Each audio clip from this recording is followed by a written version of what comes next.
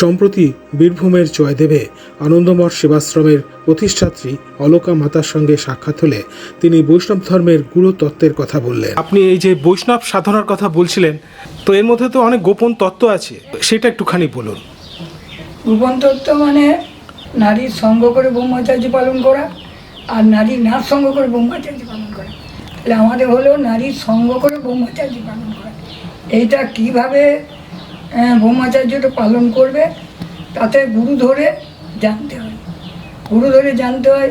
তারপর রাজ, কুম্ভ, শ্বাসের কাজ, এইসবগুলো ক্লাস করতে হয়। ক্লাস করার পরে গুরুর কাছে পাস করলে তখন সন্ন্যাস ধর্ম ধারণ করতে পারবেন। তার আগে সন্ন্যাস ধর্ম পালন করতে পারবেন না।